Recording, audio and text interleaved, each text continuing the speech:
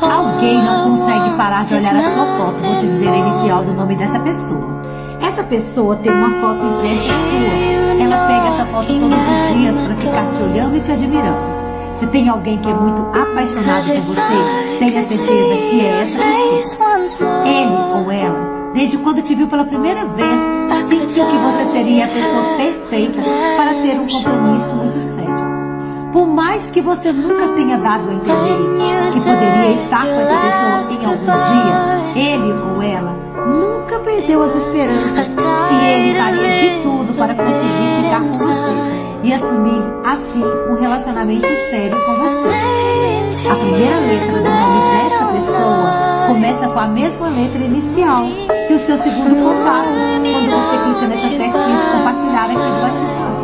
Você sabia que seria tão admirada ou admirada assim por uma pessoa?